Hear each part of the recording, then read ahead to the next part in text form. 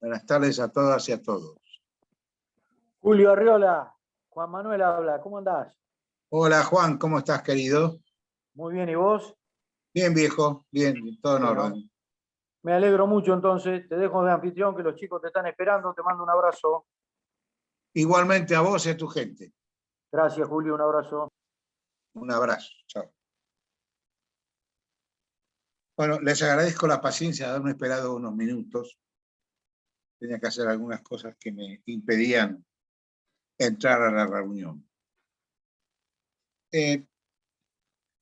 Hoy me gustaría hacer unas pocas reflexiones sobre dos temas que están vinculados con, yo digo bolilla porque soy antiguo, pero bueno, como si fuera, sea cual sea el nombre, con la bolilla número 5. Y estos dos temas se refieren primero al ámbito espacial de validez de la ley penal. Y el segundo tema es el tema referido a la extradición. Ambos son importantes, muy importantes. Y el segundo es uno de los temas preferidos de Rickert. Toman nota de esto, porque es un tema sobre el cual generalmente es objeto de interrogación en los parciales. Él ha trabajado bastante el tema de la extradición. Pero vamos a empezar por el primero de ellos. Hay en el campus, hay material suficiente para abordar el estudio o la reflexión de ambos temas. Yo voy a utilizar, respecto del primero, un trabajo de Marco, de Daniela de Marco, que habla sobre los ámbitos espacial y temporal en la aplicación de la ley penal. Como introito, como todos sabemos, la ley penal, la ley, no sé si importa si es penal o no es penal, es un producto cultural, es una creación del hombre. La ley o norma, entonces, como creación cultural, tiene ámbitos de actuación. Es decir, la ley no opera en la nada. La ley opera, incluso la ley penal, en un espacio determinado y en un tiempo determinado. Y estos son los que se llaman ámbitos de validez en la aplicación de la ley penal. Por un lado, el ámbito espacial, al cual vamos a hacer ahora algunas referencias, y por el otro lado, el ámbito temporal de la ley penal.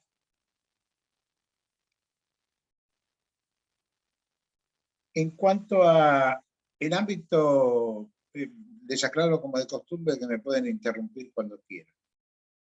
Habilitarse el micrófono y preguntarme. No acepto insultos, lo demás sí. En cuanto al ámbito espacial de la ley, de la aplicación de la ley penal, aplicar la ley penal significa por ejercer la soberanía por parte del Estado que la aplica. O sea que la aplicación de la ley penal, o de cualquier otra ley incluso, significa o se traduce en un concreto ejercicio de la soberanía que un Estado ejerce sobre un territorio determinado y sobre algunos otros ámbitos que iremos viendo.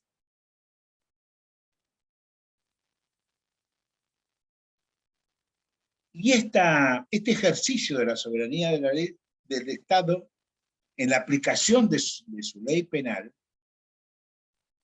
tiene como contracara que la obligación de los demás estados de no tener injerencia alguna en esa cuestión, de no meterse en ese tema. Ese es un tema exclusivo y excluyente del Estado que aplica su ley penal. Después vamos a ver cómo esta premisa general como toda premisa general, me parece a mí, sufre matizaciones, sufre relativaciones, cuestiones relativas, digamos. No es absoluto, no es un principio absoluto. Reconoce matizaciones, excepciones, etc. Pero el núcleo del principio es indiscutible. El Estado ejerce, cuando aplica la ley penal, ejerce su soberanía. Y los demás estados tienen la obligación de respetar ese ejercicio del Estado.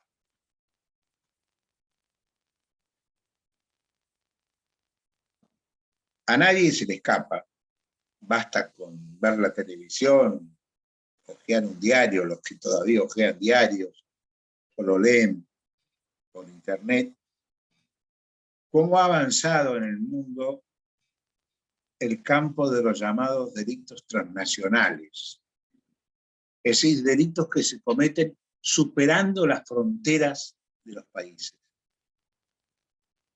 Hay una especie de expansión de estos delitos que se producen desde, yo diría, desde el siglo XIX, pero fundamentalmente en el siglo XX y en lo que resta y en lo que va del XX. Me refiero, por ejemplo, al tráfico de estupefacientes, a la trata de personas, a la pornografía infantil, al tráfico ilegal de armas, de menores, para cualquier fin, ya sea para explotación sexual o explotación laboral, la trata de mujeres, para cualquier finalidad, obviamente. Trata que significa someter a alguien a algo, someter o esclavizar a alguien, obligarlo a hacer algo, tal y como lo venimos viendo. Ahora bien, este fenómeno de transnacionalidad de las conductas de ciertas conductas o comportamientos delictivos que además son especialmente graves, los acabo de enumerar, su sola enunciación habla de su gravedad, ha forzado a los estados a tener que construir una serie de principios en orden a determinar los ámbitos de validez espacial de sus leyes penales. Estos principios son fundamentalmente los siguientes. El principio territorial, el principio real o de defensa, también así se llama, el principio de protección, el principio de nacionalidad y el principio universal, mundial o cosmopolita. Estos son los principios que se han construido para lograr una aplicación racional de la ley penal de los estados en sus interrelaciones, en sus comunicaciones, en su coexistencia.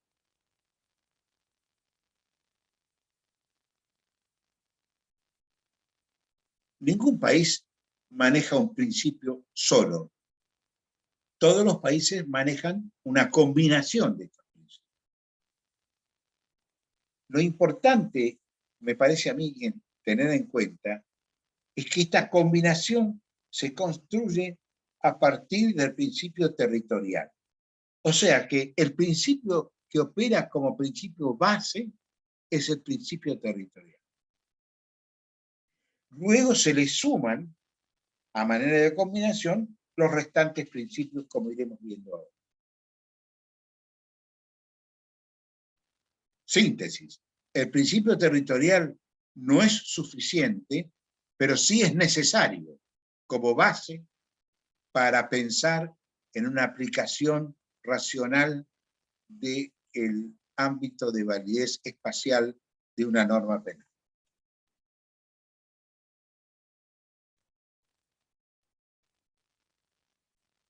El principio territorial conlleva primero el tratamiento de dos cuestiones. Por un lado, discúlpenme,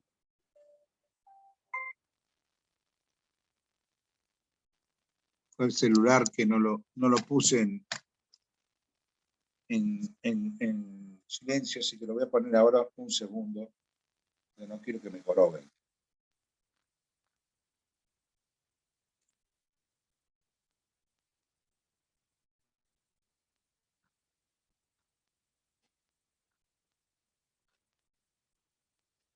Listo el pollo.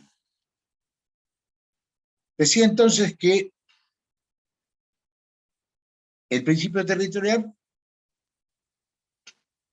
comprende dos cuestiones. Por un lado, cuál es el alcance y la extensión de la jurisdicción nacional, es decir, qué alcance tienen los jueces respecto de la aplicación de las normas penales de un Estado determinado. ¿Cuál es su competencia?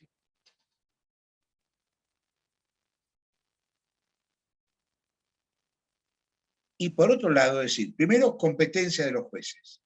Y por otro lado, ¿qué derecho debe aplicarse en los casos concretos, sobre todo en los casos que son conflictivos, en los casos en los cuales, como vamos a ver, no está muy claro cuál es el derecho aplicable? Si el derecho del país que está juzgando o el derecho de algún otro país. El artículo 1 del Código Penal, como ven, en esta materia siempre uno tiene que estar con las leyes al alcance de la mano, porque es una materia cuya materia prima, valga la repetición, es la ley, es la norma. El artículo 1 del Código Penal de la Nación Argentina, hoy vigente, establece que este código se aplicará, dos puntos, por delitos cometidos o cuyos efectos deban producirse en el territorio de la Nación Argentina o en los lugares sometidos a su jurisdicción. Dos, inciso segundo, por delitos cometidos en el extranjero por agentes o empleados de autoridades argentinas en el desempeño de su cargo. Esto es lo que establece nuestro Código Penal en su artículo primero, incisos 1 y 2.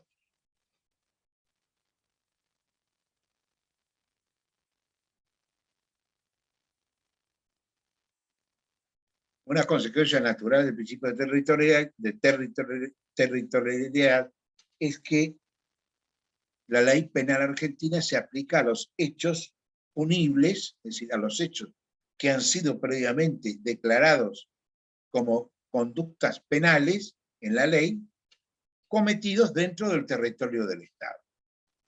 Esta es una consecuencia elemental del principio que venimos hablando. Hechos punibles. Acuérdense, en la charla anterior yo creo que lo mencionamos, que para que un hecho, un comportamiento, una conducta humana sea punible, debe estar descrita previamente en una ley escrita. Aplicación del principio de legalidad. Constitución Nacional. El principio de territorialidad implica que la ley penal del Estado se aplica en ese Estado, aun cualquiera sea la nacionalidad del sujeto activo. Recuerden ustedes también que yo caractericé, no soy inventor de esto, pero que se caracteriza como sujeto activo a toda persona que ha tenido de un modo u otro alguna participación en la realización de un delito. Autor, cómplice, coautor, instigador, etc. Ahora bien, este principio trae dos problemas. El primer problema es establecer qué se entiende por territorio del Estado. Y el segundo problema es qué se entiende por lugar de comisión del hecho. ¿Qué se entiende por territorio? ¿Y qué se entiende por lugar de comisión de hechos? Estos son los dos problemas que plantea este principio básico o de base que estamos tratando.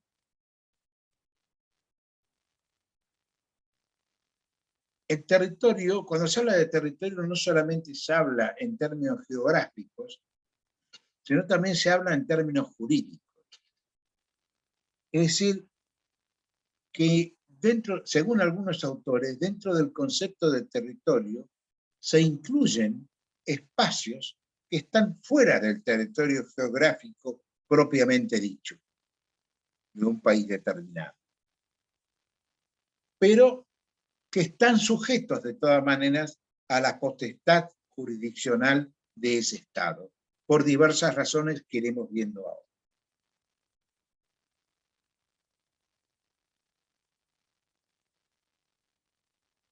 Con una primera idea, el territorio es la base geográfica de una nación, el soporte geográfico de una nación, donde están sus tierras, sus mares, sus lagos, sus ciudades, sus pueblos, etc. Es decir, ese ámbito espacial no es inconmensurable, tiene sus límites, sus fronteras. Fronteras que pueden ser naturales o artificiales. Las fronteras artificiales son aquellas fronteras entre dos o más países que se establecen por medio de tratados y no por medio de accidentes geográficos. Una frontera por medio de un accidente geográfico podría ser un río que separara un país de otro, una montaña o una cadena de montañas. Una frontera artificial podría ser el establecer que dos o más estados establezcan una línea que abarque montañas, lagos o lo que fuere, a través de la cual de un lado existe un país y del otro lado existe otro país. Esto se perfecciona a través de los llamados convenios o tratados internacionales.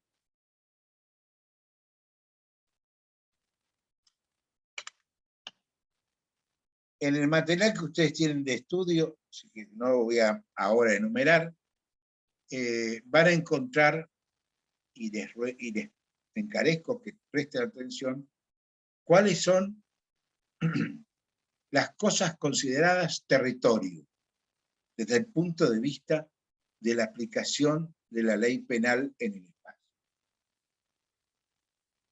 El territorio propiamente dicho, la plataforma continental, en fin, etc.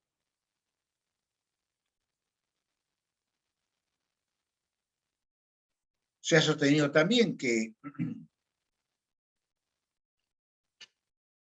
el concepto de territorio se extiende a todo buque o avión que porte bandera del país de que se trate. Por ejemplo, en nuestro caso, del país de la Argentina. Ese también sería un territorio. Se llama territorio flotante o principio de la bandera.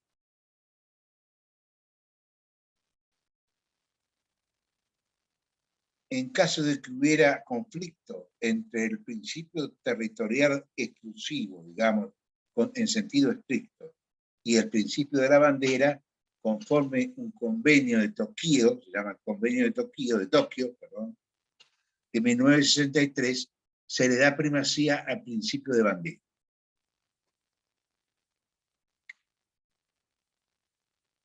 ¿Cuáles son los lugares sometidos a la jurisdicción de la nación argentina que no están geográficamente en el país, sino que están fuera del país?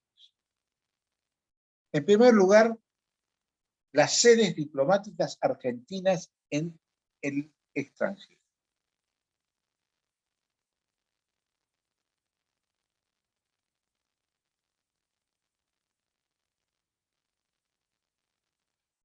Y esto merece una aclaración.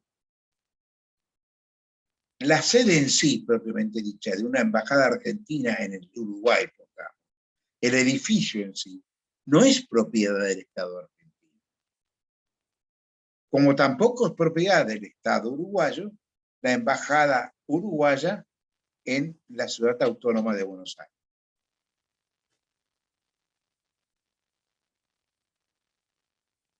Lo que sí está sometido a la aplicación del derecho argentino en el caso de la sede uruguaya, o uruguayo en el caso de la sede uruguaya en la Argentina, es que el ejercicio de la aplicación de la ley penal del país, de la embajada de que se trate, responde como fundamento al resguardo de la independencia de la función diplomática, que es el criterio que se conoce en el ámbito diplomático como el criterio de inmunidad real. Este es el criterio que funda o que da razón a que se pueda aplicar la ley argentina por hechos penales cometidos en el interior de la embajada argentina radicada en Montevideo, República Oriental del Uruguay. Otro espacio que también está sometido a la jurisdicción argentina son las naves y las aeronaves o aviones públicas argentinas que se encuentran en el territorio argentino. Fíjense que ahí, que en territorio extranjero, perdón. Fíjense que ahí como confluyen el principio territorial con el principio de bandera. Y prima el principio de bandera.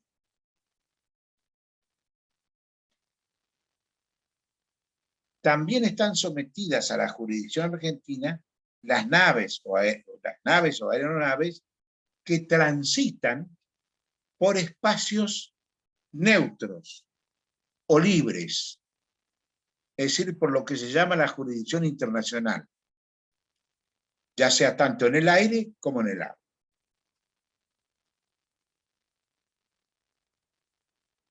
Por último, también se aplica la ley penal argentina a los hechos delictivos cometidos a bordo de naves privadas con bandera argentina, siempre que esos delitos hubieran lesionado un interés legítimo del Estado argentino, de personas domiciliadas en él, o si hubiese realizado en nuestro país el primer aterrizaje. Estos serían los presupuestos para las naves o aeronaves privadas con pabellón argentino. ¿Hasta acá alguna pregunta, alguna duda? Yo no entendí bien el segundo. Cuando va por territorio neutro, si es de bandera argentina, pero es privada, en ese caso sería. No. ¿Cuál segundo? El primero es las aeronaves privadas argentinas que se encuentren en aguas internacionales o en el aire internacional. Ahí prima el derecho argentino. ¿Está claro eso? Perfecto, perfecto. Hola, yo también le quiero hacer una pregunta. ¿Cómo no? Buenas tardes, Julio. Buenas tardes. Este principio de territorialidad que completamos cuando hay buques públicos o privados, ¿tiene una complementación con el del pabellón, con el principio del pabellón?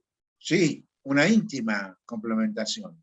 Es más, en materia de tráfico, es decir, en materia de naves o aviones, prima siempre el principio de la bandera. Según sea la bandera que porte el medio de transporte cual fuere, vuelvo a repetir, avión o barco, prima el principio de la bandera. Cuando se trata de barcos o aviones públicos, el principio de bandera rige en forma absoluta. Cuando se trata de naves o barcos privados, el principio de bandera tiene que someterse a algunas condiciones. Primero, será jurisdicción argentina si ese barco o ese avión de bandera argentina privado está navegando o volando en aguas o espacios internacionales. Segundo, también se aplica la jurisdicción argentina, la ley argentina, cuando el buque o el avión de pabellón argentino está en territorio argentino, en territorio extranjero, pero resulta que el hecho que se comete en su interior afecta un interés legítimo del Estado argentino, de alguna persona que vive en el Estado argentino, o que esa nave hubiera aterrizado por primera vez o hubiera anclado por primera vez en el territorio argentino. Estos serían los casos. ¿Está clara? Gracias, perfecto. Bien. ¿Dónde se comete un delito?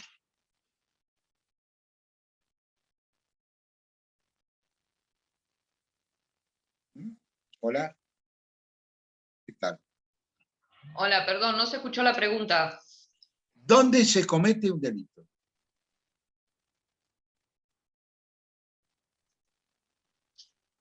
Al no llevar la bandera, estar en aguas territoriales. Olvídese de ese tema ya lo pasamos. Vamos al Ajá. tema de establecer el lugar de comisión de un delito. Para establecer el lugar donde se comete un delito, lo primero que tenemos que saber es dónde se comete el delito. Y la respuesta no es sencilla.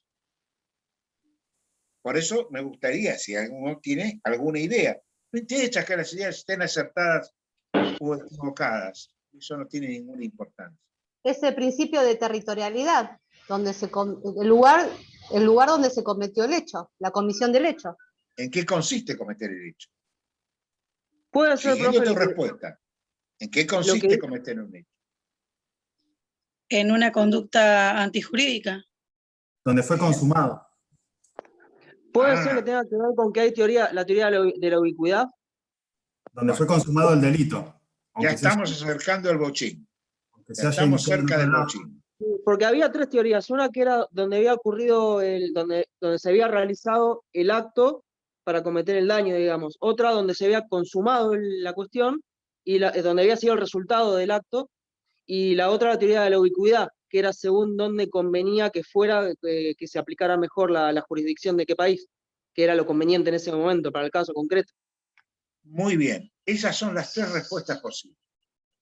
El lugar de comisión de un delito puede definirse por el lugar donde se exterioriza la acción delictiva, por el lugar donde ocurre el resultado, que no siempre coincide resultado con acción, o en cualquiera de los dos lugares. Estas son las tres respuestas posibles.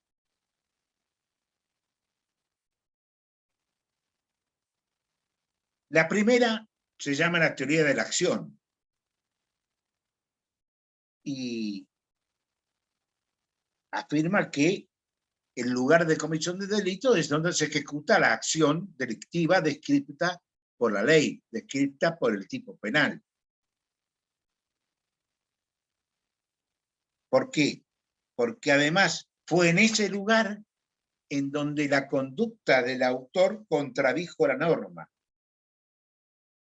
contradijo el derecho, se comportó contrario al derecho.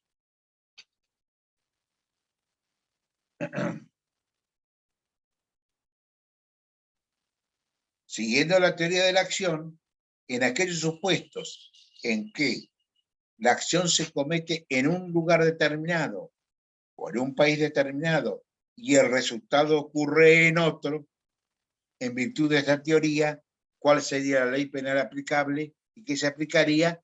El derecho penal del lugar donde se realizó la acción delictiva y no el lugar donde se realizó el resultado.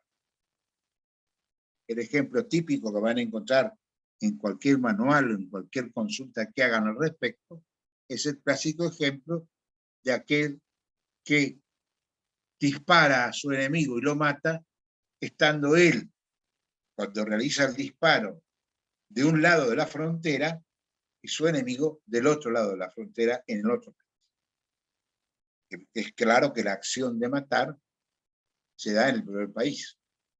Conforme la tesis de la acción, los tribunales y la ley aplicable serían la ley aplicable y tribunales competentes en el lugar donde se efectuó el disparo y no el lugar donde se efectuó el resultado muerte como consecuencia de la acción disparo.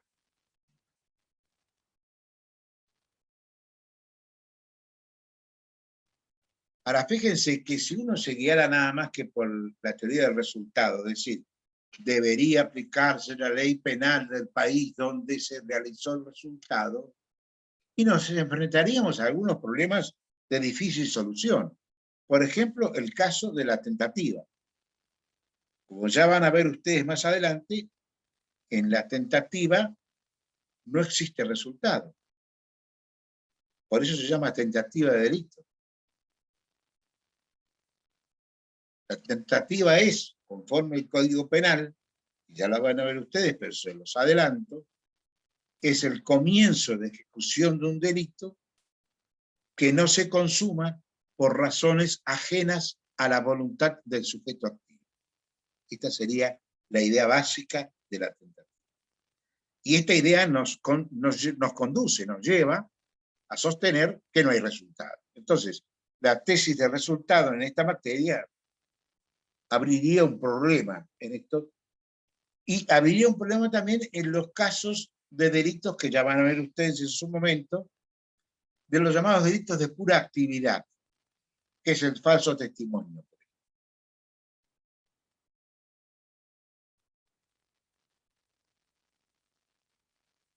Ahora, y cierro aquí, ¿qué pasa cuando en un país donde rige la teoría de la acción se da el resultado del delito y en el otro país donde rige la teoría del resultado se realizó la acción delictiva? Ahí se establece lo que se llama un conflicto negativo de competencia.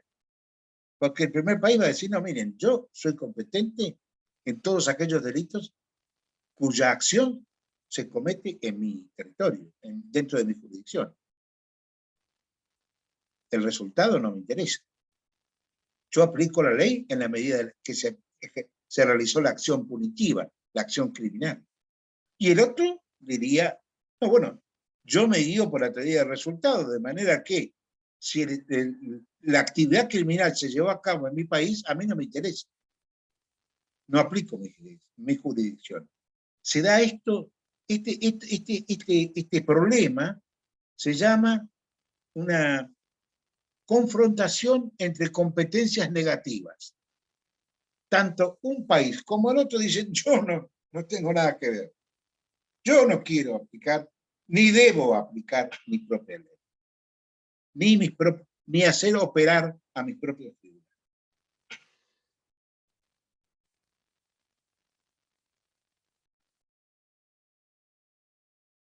Zaffaroni dice al respecto que, en primer lugar, la ley argentina se aplica en el territorio, nuestro territorio, donde se realizó la acción. Si la acción se realizó acá, se aplica acá. Y en caso de conflicto negativo, también se aplica al territorio, si en el territorio ha tenido el efecto del resultado.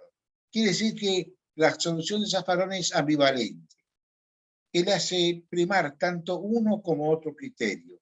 Y esto nos lleva a la tercera posición jurídica, que es la teoría de la ubicuidad. Son competentes tanto la ley y los tribunales del lugar donde se realizó la acción criminal como la ley y los tribunales en donde se produjo el resultado.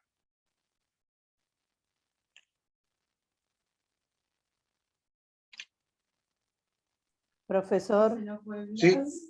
Adelante. ¿y cómo lo definen? Que si los dos lugares son, ¿cómo definen quién lo va a hacer entonces? ¿Cómo definen qué, señora?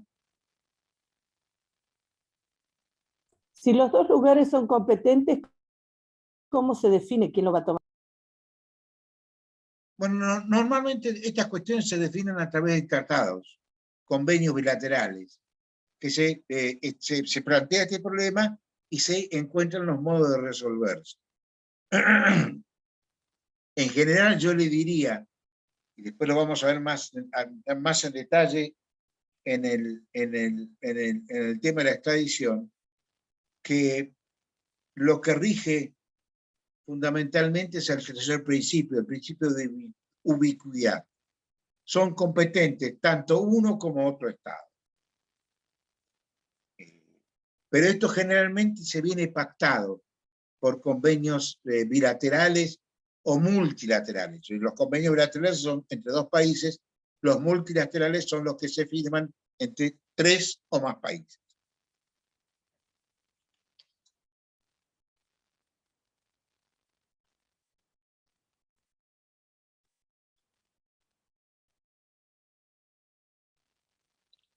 El principio real o de defensa, sintéticamente, no agrego mucho, consiste en lo siguiente, miren, cuando el delito afecta bienes jurídicos de interés público del Estado, la moneda, por ejemplo, es el ejemplo más común,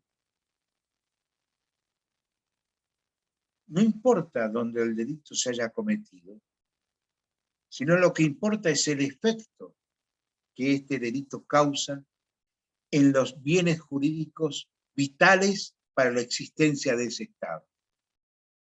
Entonces, es ese Estado el competente para entender en el delito, es decir, enjuiciarlo, y para aplicar su ley. ¿Por qué? Porque se ha visto afectado en uno de sus intereses básicos que hacen a su propia existencia. Vuelvo a repetir, el ejemplo clásico es el de la falsificación de moneda, cuando la misma se hace en... ¿Se cortó?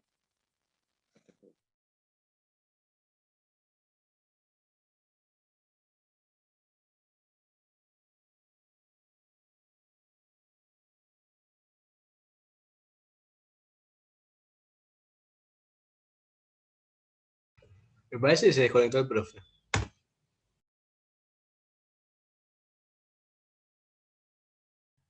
Pero igual creo que dijo que lo esperemos.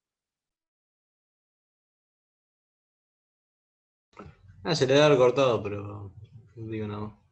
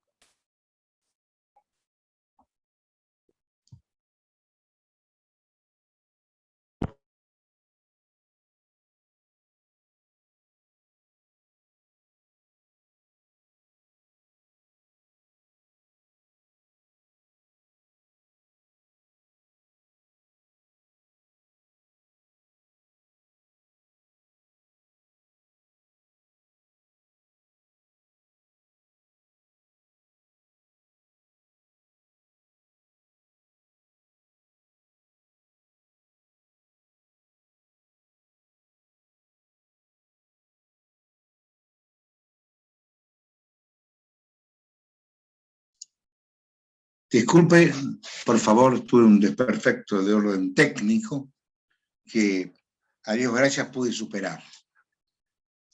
Así que volvemos.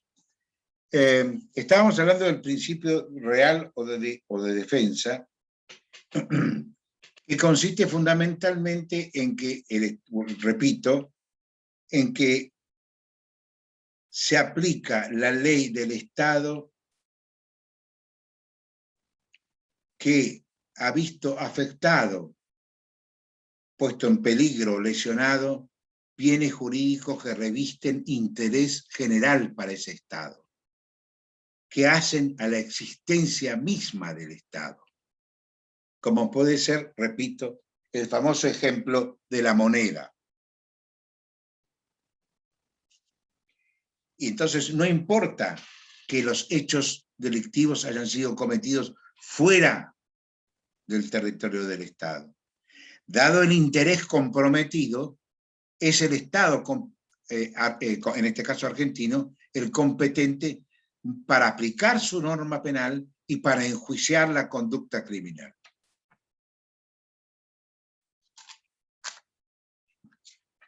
Fíjense que lo que está en peligro, lo que se ha puesto en cuestionamiento en este tipo de delitos es la integridad del Estado como tal, la existencia del Estado como tal, el funcionamiento del Estado.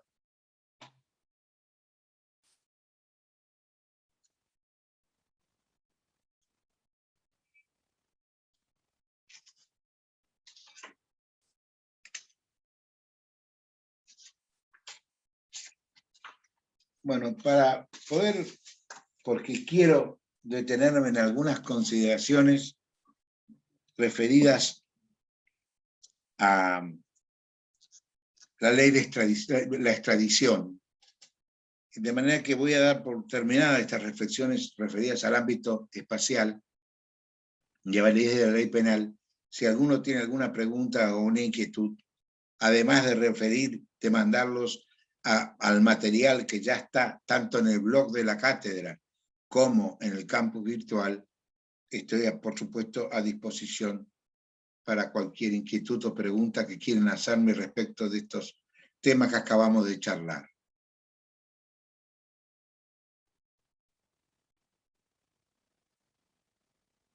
Bien, si no hay preguntas para hacer, vamos a entrar entonces en un tema, vuelvo a repetirles, de especial preferencia del doctor Rickert,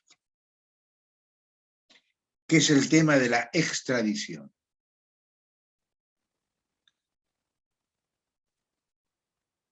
¿En qué consiste la extradición?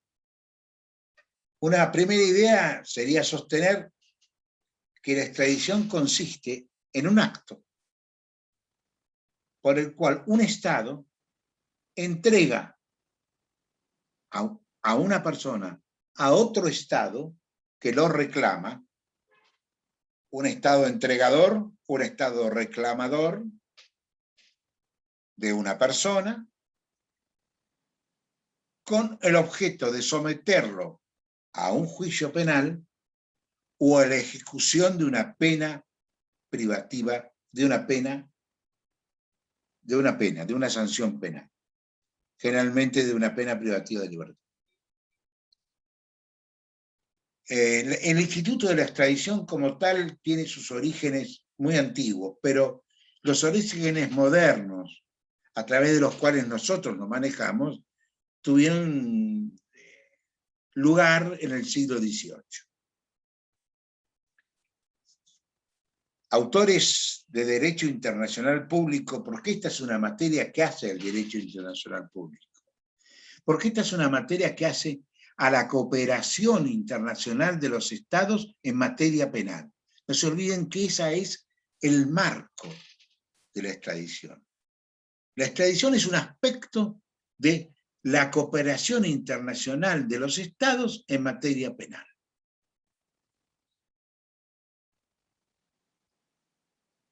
Autores de derecho internacional público han sostenido, por ejemplo, Podestá, Costa y Ruda, que son han sido dos respetados autores de esta materia, en doctrina argentina han sostenido que el procedimiento, la extradición es el procedimiento en virtud del cual un Estado entrega a determinada persona a otro Estado que la requiere para someterla a su jurisdicción penal a causa de un delito de carácter común por el que se haya iniciado proceso formal o le han dispuesto condena definitiva. Fíjense cuáles son los elementos, diría yo, cardinales, neutrales, esenciales de esta definición. Primero, la existencia de un Estado que entrega a una persona determinada. Segundo, la existencia de un Estado que requiere, que pide la presencia en su país de esa persona determinada. Pero que la requiere con un fin concreto, con un propósito concreto, que es la de someterla a su competencia penal. ¿Por qué? Por considerar que ha cometido un delito de carácter común o por el cual se le inició un proceso formal que no puede seguir en ausencia de la persona, o porque debe cumplir parte o totalidad de una pena dictada por una sentencia definitiva, que es una sentencia pasada en autoridad de cosa juzgada material. Estas son las notas esenciales. Estado que entrega, Estado que requiere, persona determinada, delito común, sea para enjuiciarlo o para que cumpla toda o parte de la sanción penal que se le aplicó por sentencia firme. La base, ya lo dije antes, de la extradición es la obligación de los estados de prestarse ayuda mutua para la represión del delito. Hoy hay un consenso internacional acerca de esta cuestión. Hoy no se discute la obligación de ayuda interestatal en esta materia.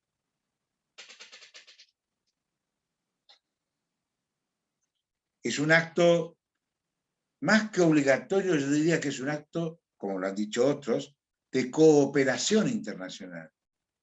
La propia pertenencia a una comunidad de naciones hace que debamos ser cooperadores en nuestra coexistencia, en nuestra convivencia. Si no, no hay convivencia posible. No hay coexistencia, ni entre los estados, ni entre las personas, si no hay cooperación. La cooperación es una nota propia de la coexistencia, de la convivencia. También es propia cuando se trata de convivencia entre diferentes estados.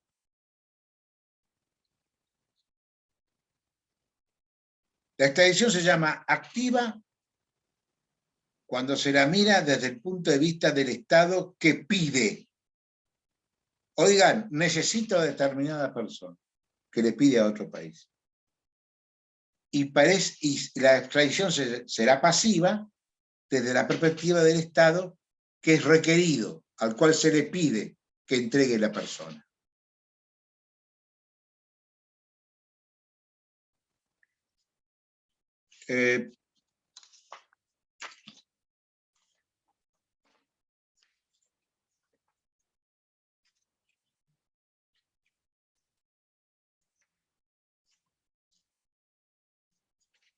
A partir de no hace mucho tiempo,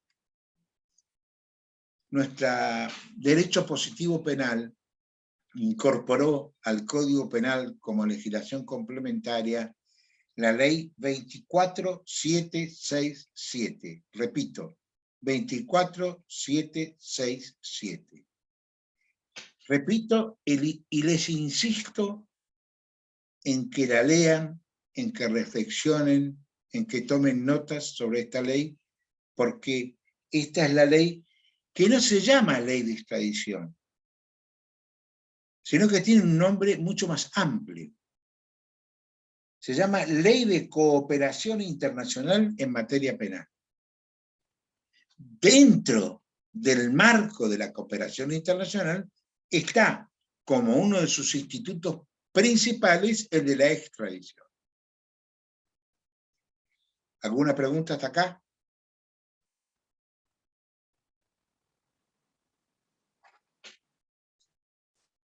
Doctor, Sí. yo tengo una pregunta. Evidentemente los temas se complementan, el tema de la extradición, por ejemplo, con el anterior. En el caso de que del principio de nacionalidad o personalidad, por ejemplo, que un ciudadano argentino realice un delito en otro país que no está sometido a nuestra jurisdicción, pero por ser argentino se le aplica nuestra ley penal. En ese caso se puede pedir la extradición como requerente, digamos, la extradición activa. Los dos temas se No, pero complementan. el ejemplo está bien, pero por ahí, según mi opinión, la cuestión sería así. Y lo vamos a ver, porque está regulado en esta ley. Esta ley regula que cuando una persona argentina, un argentino, comete un delito en un país extranjero, conforme a esta ley, tiene lo que se llama el derecho de opción, que es un derecho voluntario. ¿Y en qué consiste? La persona puede optar por ser juzgada, y en su caso condenada o absuelta, en la República Argentina y conforme las leyes argentinas. A esto creo que apuntaba usted. Y sí que, por supuesto, esto tiene íntima relación con la aplicación o el ámbito espacial de validez de la ley penal. ¿Está satisfecho? ¿Quiere alguna aclaración más? La verdad no entendí si en ese caso, ¿qué hace? ¿Se extradita al país? No, no. No terminé de entender. No es que se los trae. El país que lo tiene, digamos, si el ciudadano hubiera cometido el delito en el extranjero, el argentino, y se encuentra en Argentina y ejerce la opción, la extradición es rechazada. Claro, es propio de la autonomía de la voluntad del sujeto activo en ese caso. Exactamente, depende de la voluntad de él. Perfecto, ahora sí. Porque se llama derecho de opción. Y este derecho de opción desaparece cuando hay un convenio o tratado entre los dos países que obliga a extraditar al nacional. Ahí ya no hay derecho de opción. ¿Soy claro con lo que digo? Sí, doctor, sí, ahí lo entendí, muchas gracias. De nada. Bien, la ley 24767 se llama Ley de Cooperación Internacional en Materia Penal. Fíjense cómo de un modo bastante claro, a mi modo de ver, lo valgo la redundancia, en su artículo primero, la ley define de qué se trata, cuál es la materia que va a legislar o que legisla. Porque dice así: nuestro país prestará a cualquier Estado que lo solicite la más amplia ayuda relacionada con la investigación, juzgamiento y punición de delitos que correspondan a la jurisdicción de aquel, estableciendo que las autoridades intervinientes deben actuar con la mayor diligencia y celeridad en la tramitación requerida para no desnaturalizar la ayuda. Este es el principio general que sienta la ley en su artículo primero. ¿Cuál es la pirámide normativa en esta materia de cooperación internacional en materia penal? ¿Cómo se arma esa pirámide? En el primer lugar están los tratados, ya sean binacionales o multilaterales. Y en el segundo lugar está la ley de cooperación internacional en materia penal, que es la ley que estamos tratando o estamos dándole una mirada de pájaro o al vuelo en este momento. Ese es el orden. Si hay tratado, se aplica el tratado. Si no hay tratado, se aplica esta ley. Pero además, si hay tratado, la ley de cooperación internacional en materia penal opera como instrumento de interpretación del tratado y también opera para llenar las lagunas en las cuales, lagunas positivas, lagunas normativas me refiero, en las cuales el tratado pudo haber incurrido por omisión, por defecto, en fin, etc. Entonces la ley opera. Si no hay tratado, opera en primer lugar. Y si hay tratado, es una herramienta que nos sirve para interpretar el tratado. O nos sirve para completar el tratado en aquellos supuestos o casos en los que no están, hay lagunas normativas.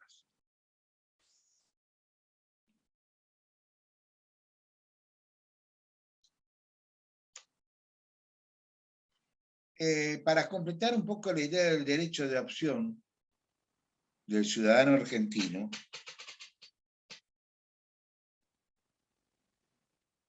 si el ciudadano argentino ejerce el derecho de opción, el pedido será denegado. Pero claro, hay una cláusula, quizás tan importante como la que venimos viendo, que refiere, y está en la ley, de que la opción se hace efectiva, se hace práctica, esa decisión de la persona que va a ser juzgada, siempre y cuando el Estado que pidió su entrega, el Estado requirente, preste conformidad y renuncie a su jurisdicción y remita todos los antecedentes del caso y pruebas que puedan o permitan el juzgamiento de esa persona en nuestro país. O sea que esta opción voluntaria no es tan voluntaria, es decir, no es tan operativa. No basta con la sola manifestación de voluntad del ciudadano o de la persona, sino que es necesario que el Estado que pidió a esa persona para juzgarla preste su conformidad, esté de acuerdo con ello y envíe toda la documentación, la prueba que tiene en su poder respecto de el hecho por el cual se lo juzga o se lo va a juzgar a esta persona. Y la excepción también es que no hay opción si hay tratado y en el tratado se dice en alguno de sus artículos que no se obliga a la extradición de nacionales. Digamos, que obliga a la extradición de nacionales. Es decir, en la medida que haya un tratado de extradición en donde las partes han convenido que es obligatorio trasladar, entregar a la persona, aunque sea nacional del país que entrega, prima esa norma. Y no hay opción posible. ¿Quedó claro esta cuestión?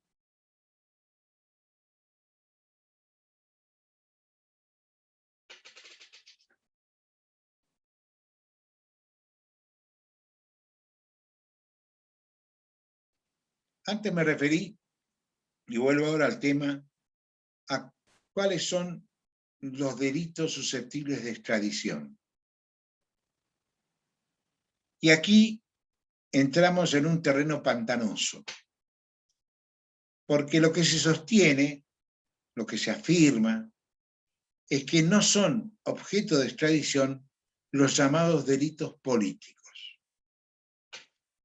Y aquí empezamos a bailar con la más fea, porque acá tenemos que tratar de definir qué es un delito político. Nuestra ley de cooperación internacional en materia penal, que es la que venimos comentando, ha optado, como tantos otros países, por caracterizar al delito político por la vía negativa. Es decir, establecer cuáles no son delitos políticos. Entonces, por ejemplo, en nuestro país, no se considera delito político a los crímenes de guerra y contra la humanidad. No se considera delito político a los atentados contra la vida, la integridad personal o la libertad de un jefe de Estado o gobierno o de un miembro de su familia. Los atentados contra la vida, la integridad corporal o la libertad personal diplomático, del personal diplomático o de otras personas internacionalmente protegidas. Por ejemplo, el secretario general de la OEA. Los atentados contra la vida, la integridad corporal o la libertad de la población o del personal civil inocente no comprometido en la violencia generada por un conflicto armado. Los delitos que atenten contra la seguridad de la aviación o la navegación civil o comercial. Los actos de terrorismo. Los delitos respecto de los cuales nuestro país hubiera asumido una obligación convencional internacional de extraditar o enjuiciar. Por ejemplo, la Convención de Viena de 1988, que se refiere al tráfico ilícito de estupefacientes y sustancias psicotrópicas. Por delitos exclusivamente previstos en la Ley Penal Militar, que ese hoy no tiene vigencia porque, como ustedes conocen o saben, el Código Penal Militar ha sido derogado. Ya no hay más un código especial.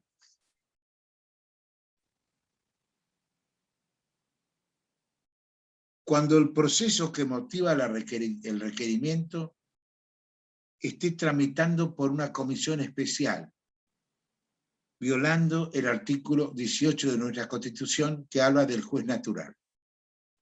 Es decir, cuando el país que requiere va a juzgar o va a enjuiciar ese delito a través de una comisión ad hoc especialmente creada para eso, está violando un principio básico de nuestra legislación penal, que emana de la Constitución, que es el principio del juez natural, expresamente descrito en el artículo 18 de la Constitución. Obviamente, cuando el proceso que motiva la extradición traduzca, haga evidente que tiene propósitos persecutorios por razón de opiniones, de nacionalidad, de raza, de sexo o de religión de las personas involucradas, o hubiese motivos fundados para suponer que esas razones pueden perjudicar el ejercicio de derecho de defensa en juicio. Esto se refiere al respeto a los derechos humanos.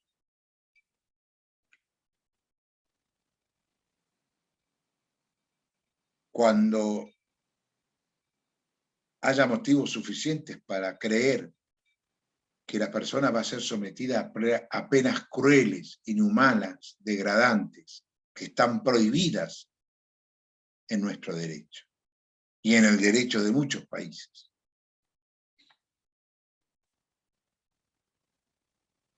Bueno, y así sigue con una serie de excepciones. Lo que quiero dejar sentado es que la ley, como tantas otras leyes de tantos otros países, no define qué es el delito político, sino lo que hace es definir lo que no es delito político, y que por tanto no puede ser inextraditable, sino que debe ser extraditado. Entre ellos están los que acabo de mencionar aquí, y hay otros más que están mencionados en el articulado de la ley que estamos tratando, que es la Ley de Cooperación Internacional en materia penal. Todo lo que se refiere a la extradición en nuestro país, la justicia competente es la justicia federal. Son asuntos de competencia federal. Y tramitan conforme las reglas del juicio correccional. Es decir, no del juicio común, sino del juicio correccional, que es un juicio más abreviado. Además, las decisiones que recaigan en esta materia son objeto de un recurso ordinario ante la Corte Suprema de Justicia de la Nación. Tampoco se prevé ni la excarcelación ni la exhibición de prisión de la persona que se pide entregar. Lo que sí existe es lo que se llama un arresto provisorio, que debe ser solicitado formalmente por la autoridad del país interesado en tener a la persona. Puede ocurrir cuando la persona pretende entrar al país mientras es perseguido por una autoridad de un país limítrofe. Cuando la persona fuese reclamada por un tribunal de un país extranjero mediante avisos en los boletines de la Interpol. Esos son los tres supuestos en que procedería el arresto provisorio.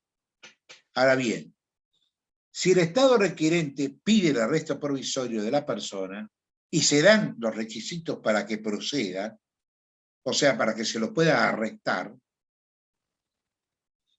el Estado que pidió el arresto provisorio tiene 30 días corridos para formalizar el pedido de extradición, para presentar ante nuestras autoridades el pedido de extradición, que puede ser prorrogable por 10 días más también corridos. O sea que en total tendría 40 días corridos desde que comunicó que se hiciera efectivo el arresto provisorio de la persona cuya extradición se pretende.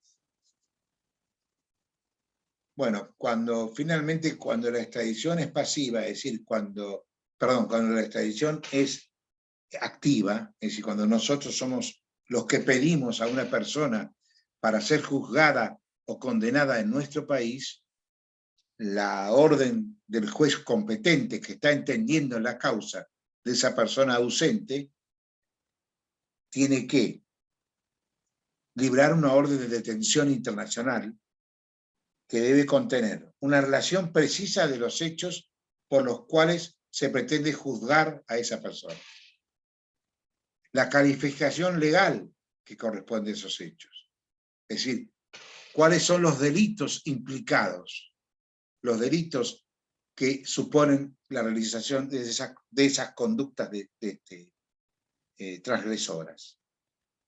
Y cuáles son, finalmente, los motivos por los cuales se sospecha que la persona que estoy pidiendo que se me entregue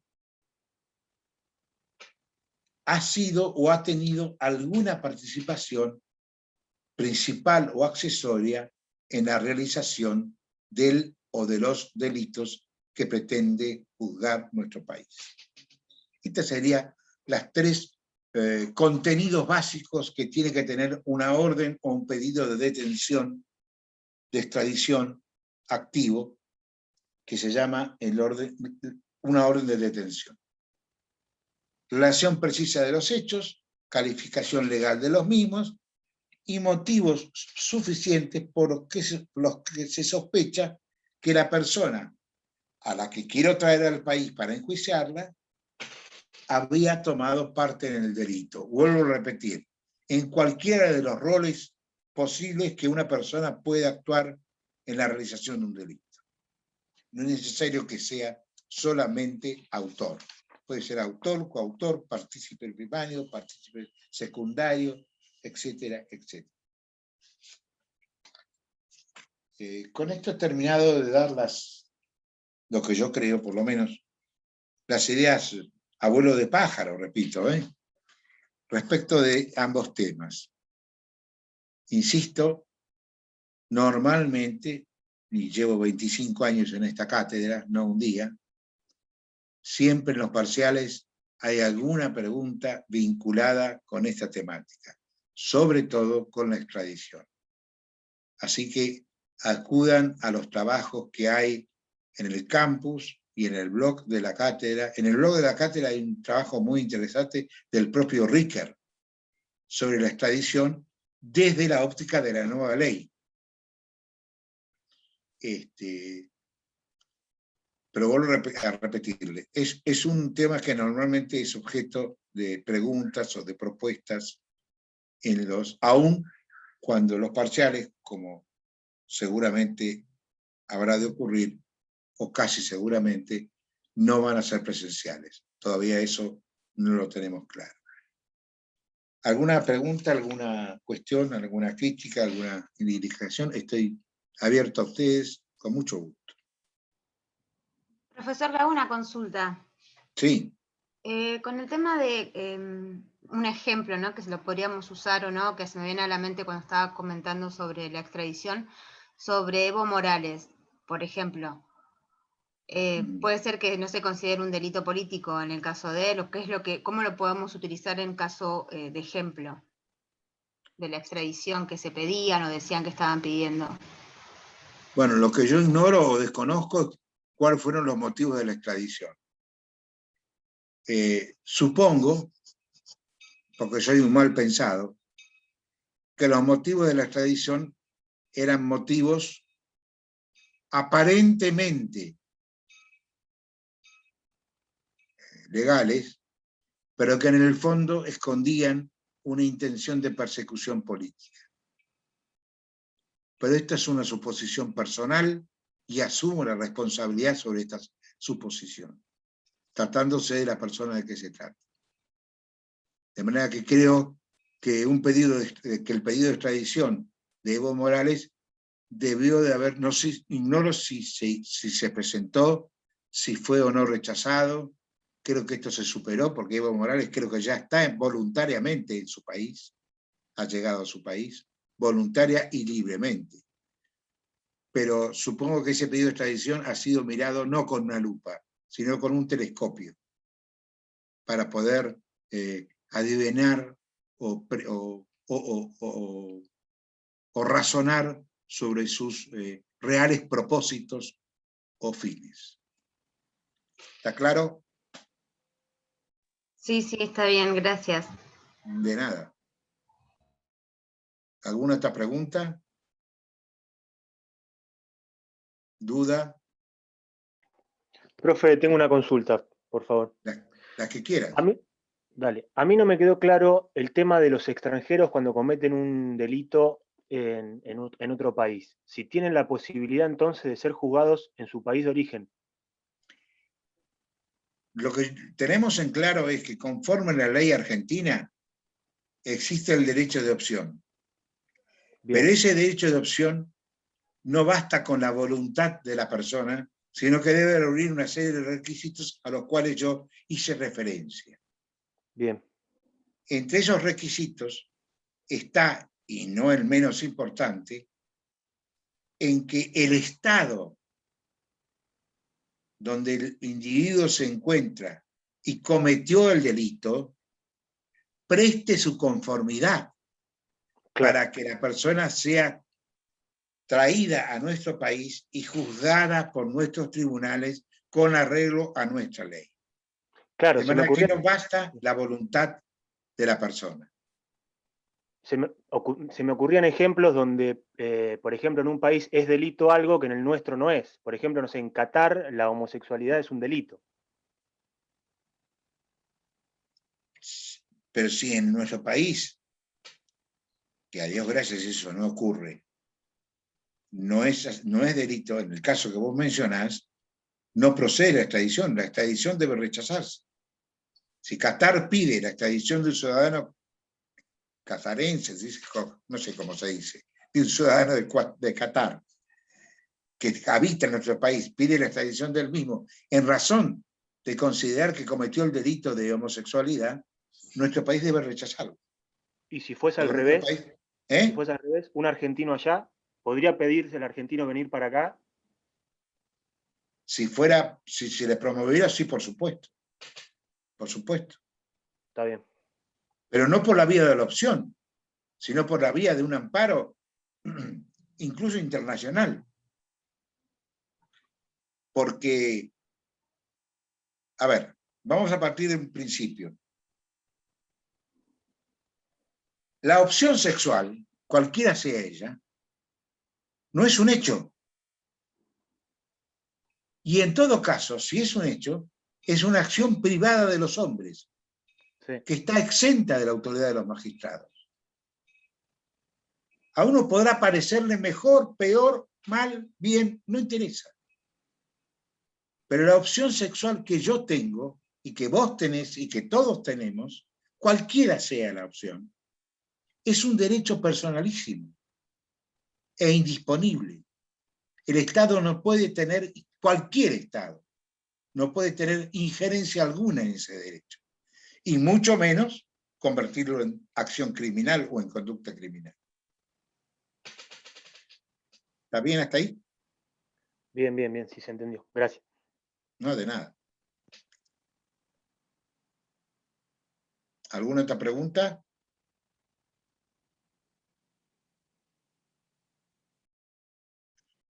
Bueno, si no hay más preguntas, les agradezco la paciencia que me han tenido y les pido nuevamente disculpas por esa primero por haber empezado un poco más tarde de lo previsto y en segundo lugar por esa breve interrupción que tuvimos debido a mi analfabetismo tecnológico. Que tengan una buena semana. Muchas gracias. Muchas gracias. Gracias. Gracias, profesor. Gracias, profesor. Nada, de nada, de nada. Gracias, profe. Chao, chao. Gracias.